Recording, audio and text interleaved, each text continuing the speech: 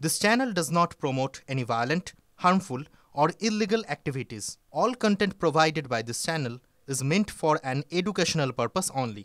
কোচবিহার থেকে ওই সুন্দরবন পর্যন্ত বলতে পারে, যত দূর চোখ যায় সব জায়গায় তো বিক্ষোভ প্রতিবাদ ব্যাপারটা দেখলেই না শাসক দলের কর্মীদের একাংশ শাসকের আইন বলবৎ করতে একদম তেড়ে ফুঁড়ে উঠছে, নেমে পড়ছে একদম। তিলোত্তমার ধর্ষণ আর খুনের প্রতিবাদে প্রথমে কোচবিহারের মাথা ভাঙায় নাগরিক সমাজ আক্রান্ত হয়েছিল, দেখিয়েছিলাম আমরা। এবার তারপর নৈহাটি, দমদম, তেঘরিয়া বিভিন্ন জায়গায় তো প্রতিবাদীদের ওপর আক্রমণের অভিযোগ উঠেছে সেই তৃণমূল কংগ্রেসের বিরুদ্ধেই। আর কাল রাতে যারা ওই জাস্টিস ফর আরজি কর বলে পথে নেমেছিলেন, ডাক্তারদের ডাকা মহামিছিলে অংশ নিয়েছিলেন, তাদের কয়েকজনও তো হামলার শিকার হয়েছেন বলে অভিযোগ হয়েছে যে কাল রাতে বাগবাজারে এক প্রতিবাদীকে মারধর করা হয়। একই ঘটনা ঘটেছে টালিগঞ্জের করুণাময়ীতে। এবার একই রকম ট্রেন্ড যখন বিভিন্ন জায়গায় দেখা যায়, মানে এক জায়গার ট্রেন্ড আরেক জায়গায় ফলো করছে, ছড়িয়ে যাচ্ছে আর কি, তখন কিন্তু এগুলোকে বিচ্ছিন্ন ঘটনা বলে মনে হয় না, জানেন তো। মনে হয় এই সমস্ত ঘটনার পেছনে একটা না একটা নির্দিষ্ট পরিকল্পনা নিশ্চয়ই আছে। হয়তো এসব করা হচ্ছে একটা ভয়ের পরিবেশ তৈরি করার জন্য, এমন একটা পরিবেশ যেটা মানুষকে প্রতিবাদ করার আগে 5 বার ভাবতে বাধ্য করবে। সত্যি বলছি, দেখুন এই তিলোত্তমার ধর্ষণ আর খুনের ঘটনার পর মানুষ যেভাবে পথে নেমেছে, যেভাবে প্রতিবাদ শুরু করেছে, সেটা তো একটা অভূতপূর্ব ঘটনা। আর এই ঘটনাটা, মানুষের এই স্বতঃস্ফূর্ত প্রতিবাদ, এটা যে শাসক দলের ভালো লাগে না, এটা তো আমরা খুব ভালো করে বুঝতে পারি। একটা গুমোট হয়ে যায় আবহাওয়াটা তাদের জন্য, জানেন তো। সেটা শাসক দলের মনে হতেই পারে এইরকম দমবদ্ধ পরিবেশ কাহাতক সহ্য করা যাবে। সেই গুমোট পরিবেশ থেকে বেরিয়ে আসতেই কি এই থ্রেট কালচার তৈরি করা হতে পারে? দেখুন, জুনিয়র ডাক্তারদের আন্দোলনের অন্যতম মুখ দেবাশিস হালদার তো আজ বলেছেন থ্রেটটাই নাকি এখন বাংলার কালচার হয়ে দাঁড়িয়েছে। আর সেটা শুধু মেডিকেল কলেজ নয়, বাংলার পাড়ায় পাড়ায় নাকি ছড়িয়ে পড়েছে। এই যে থ্রেট কালচার, এই ভয়ের রাজনীতি সমাজের প্রত্যেকটা স্তরে রয়েছে। আজকে যে মানুষ সবাই এই আন্দোলনকে নিজের আন্দোলন মনে করছেন, শাসকের রক্তচক্ষে উপেক্ষা করে রাস্তায় নামছেন, তা শুধু আমাদের আন্দোলন হয়ে নেই। কেন জানেন? আজকে যে স্কুল ছাত্রীকে রক্তচক্ষু উপেক্ষা করে বাইরে বেরোতে হচ্ছে, পাড়ায় পাড়ায়, ক্লাবে, প্রতিটি প্রতিষ্ঠানে যে ভয়ের রাজনীতি, তাকে উপেক্ষা করে আজকে মানুষ পাশে আসছে। এই সমাজে যারা হুমকি তৈরি করছে তাদেরকে ধরুন, আর একে একে জেলসি বলে কোন একটা প্রকল্প তৈরি করুন, ওই জেলে তাদেরকে ঢোকান, তাহলে আমরা বুঝবো। আর এই যে নতুন প্রকল্প শুরু হয়েছে, হুমকশ্রী, শাসশ্রী, ফসশ্রী, এই সমস্ত এই যে জিনিসগুলো তৈরি হয়েছে, এগুলোতে আমরা ভয় পাইনি, পাবো না, এটা বারবার আমরা বলে দিয়েছি। এক দেবাশিস আর 2 আশফাকুল্লাহ, ডাক্তারদের আন্দোলনের অন্যতম 2 মুখ। এবার দুজনের কথা থেকে একটা জিনিস তো জলের মতো বুঝে নিলাম, জুনিয়র ডাক্তাররা তাদের আন্দোলনটাকে শুধু ডাক্তারদের আন্দোলন নয়, নাগরিক সমাজের আন্দোলন বলে প্রতিষ্ঠা করতে মরিয়া। তাতে কি সুবিধা আছে? প্রথমত, মানুষকে বোঝানো যাবে এই লড়াই জুনিয়র ডাক্তাররা তাঁদের জন্য লড়ছেন, নিজেদের জন্য না। এই যে কর্মবিরতি, কাজ বন্ধ রাখা, এই সবই সাধারণ মানুষের স্বার্থে করা হচ্ছে। সামগ্রিকভাবে চারপাশে যে ভয়ের পরিবেশ চারপাশে ছড়িয়ে গেছে, সেটা মুক্ত করতেই প্রতিবাদ করা হচ্ছে, কাজ বন্ধ রাখা হচ্ছে। এবার এই কর্মবিরতিতে কিছু মানুষের অসুবিধা হলেও সেটা আসলে বৃহত্তর স্বার্থে করা হচ্ছে, মানে এটা বলার মতো একটা সুযোগ পাওয়া যাবে।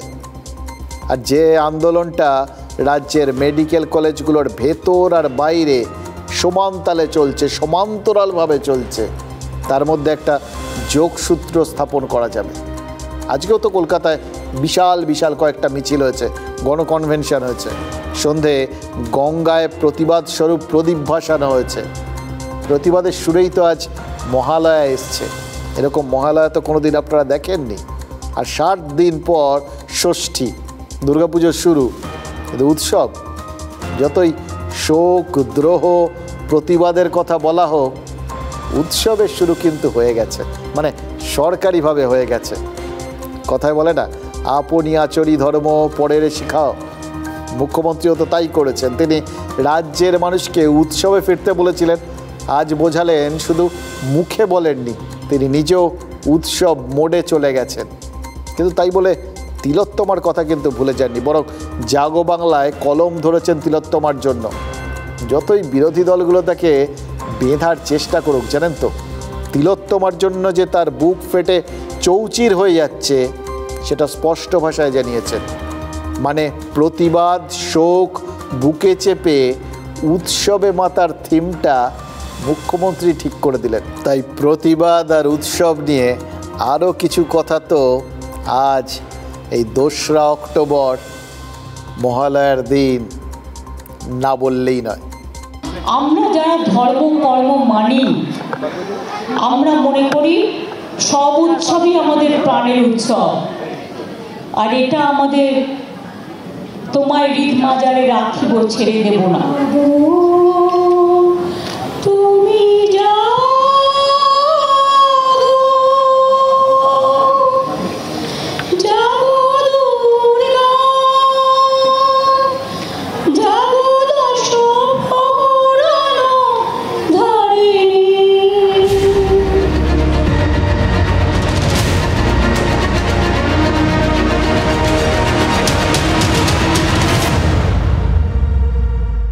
শুভ গান্ধী জয়ন্তী। বেন কিংসলে অভিনীত আর রিচার্ড অ্যাটনব্রো পরিচালিত 1981 সালের এই সিনেমাটা গান্ধীর ডান্ডি অভিযান আর লবণ সত্যাগ্রহ এখানে তো দেখানো হয়েছে। এই ছোট্ট ক্লিপে কি দেখলেন আর বর্তমান বাংলায় কি দেখছেন মিলিয়ে দেখুন কীভাবে মিলে যায়। গান্ধী পশ্চিমী সাংবাদিককে কি বললেন, কিভাবে অভিযানের পরিকল্পনা করতে হয় তা শুধু আর্মি জেনারেলরা জানেন না, আমরাও তা জানি, দেখেছি, আমরাও তাই দেখছি। তো সংগঠিত পরিকল্পনা ছাড়াই 14ই আগস্ট বিকেল থেকে বারবার প্রতিবাদে পথে নেমেছেন বাংলার মানুষ। এইভাবে তো গান্ধী বলেছেন, অহিংস অসহযোগের কাজই হলো প্রতিষ্ঠানকে বারবার চ্যালেঞ্জ করা, যতক্ষণ পর্যন্ত না সে প্রতিক্রিয়া জানাচ্ছে। জুনিয়র ডাক্তাররা লাগাতার আন্দোলনের মাধ্যমে তো বারবার সেটাই করছেন। গান্ধী বলেছেন, প্রতিষ্ঠানের হাতে নিয়ন্ত্রণ নেই, প্রতিরোধের হাতে নিয়ন্ত্রণ রয়েছে। আমরা তো বাস্তবে তাই দেখছি।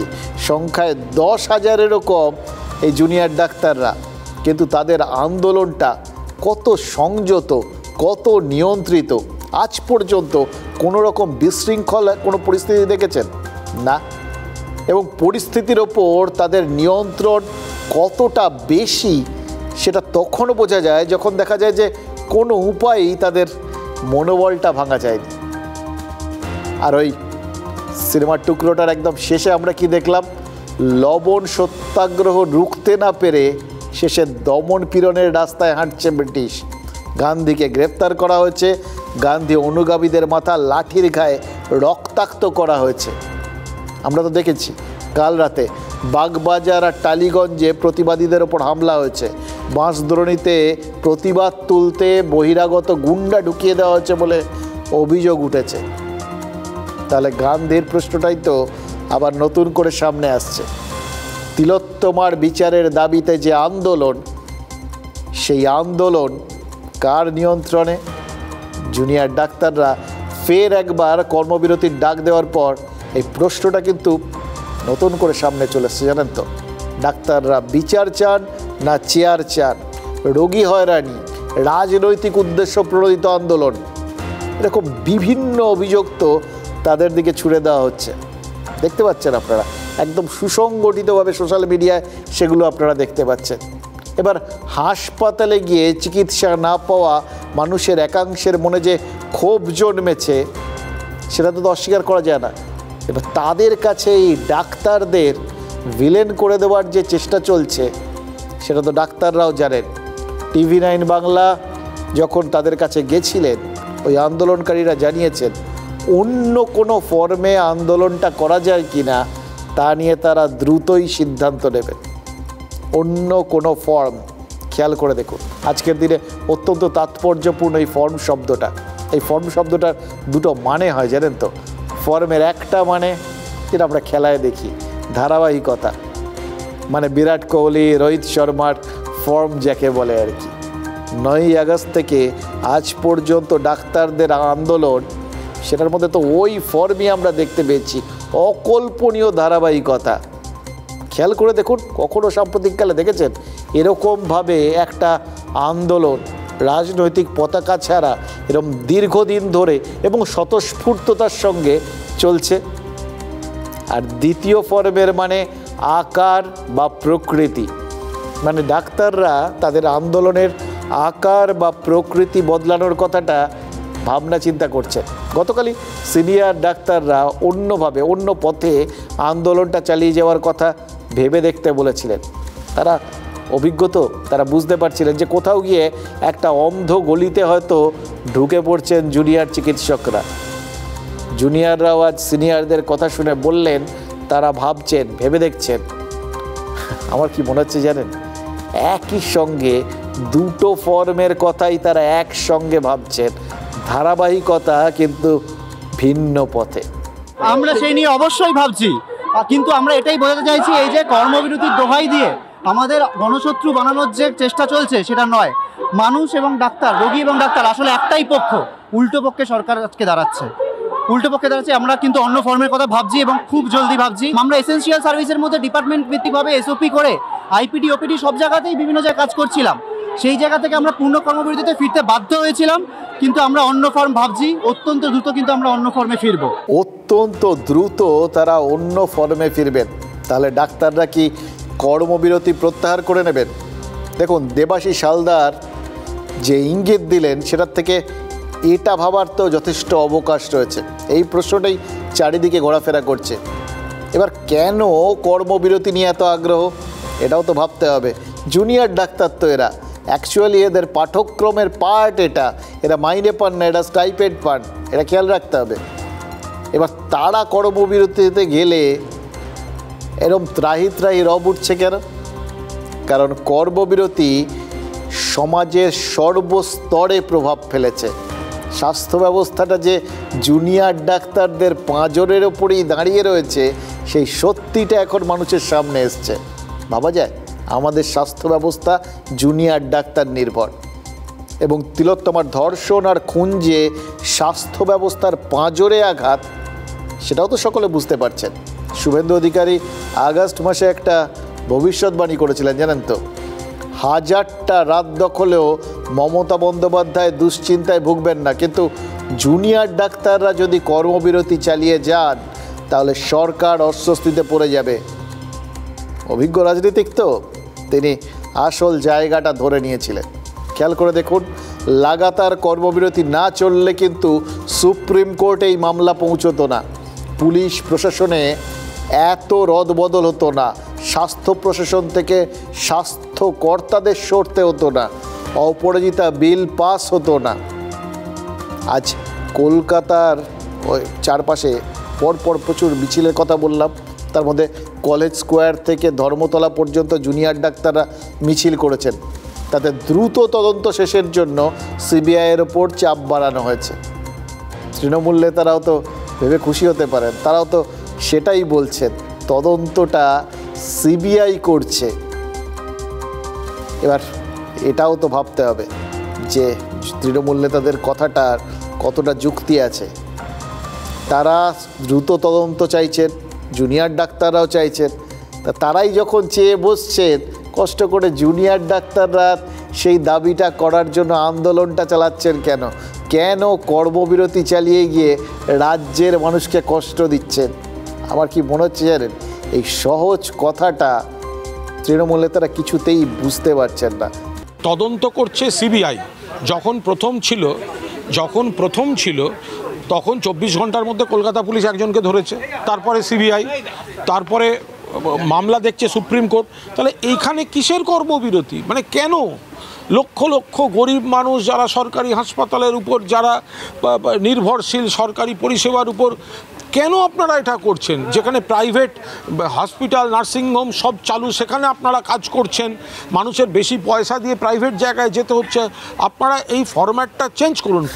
তৃণমূল নেতারা একটা জায়গায় না একটা ভুল করছেন জানেন তো, মানে এটা প্রশ্ন উঠতে পারে যে ইচ্ছাকৃতভাবেই কি তারা এটা করছেন, মানে ইচ্ছাকৃতভাবেই একটা পার্ট এই জুনিয়র ডাক্তারদের যেগুলো দাবি দেওয়া তার মধ্যে সেটাকে তারা ভুলে থাকছেন, যাবতীয় কিছু অন্য পার্টটাকে ধরে বলছেন।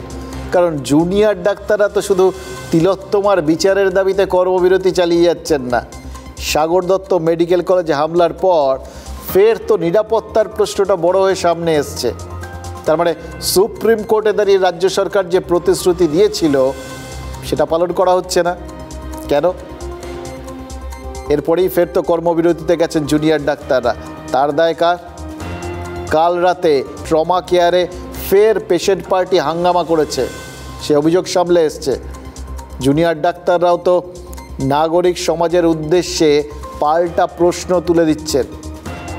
সরকার নিরাপত্তা দেওয়ার প্রতিশ্রুতি পালন করতে পারছেন না, তাহলে তাদের কোন মুখে কর্মবিরতি তুলতে বলা হচ্ছে? তারাও তো জনগণের একটা অংশ। যদি তাদের নিরাপত্তা দেওয়া না যায় তাহলে জনগণকেও কোথাও গিয়ে নিরাপত্তা দিতে সরকার যে ব্যর্থ হচ্ছেন সেটা তো সরকারকে স্বীকার করতে হবে। আমরা কর্মবিরতির বিষয়টা নিশ্চয়ই সিদ্ধান্ত নেব আবার আমরা জিবি বৈঠক করে, কিন্তু আমি এখানে দর্শকের কাছে একটা ঘটনা একটু বলতে চাই। কালকে রাত্রেবেলা আরজিকর হসপিটালে ট্রমা সেন্টারে আবার পিজিটিকে কিন্তু 5 জন মদ্যপ এসে হেনস্থা করেছে। আর কিছু বলবো না।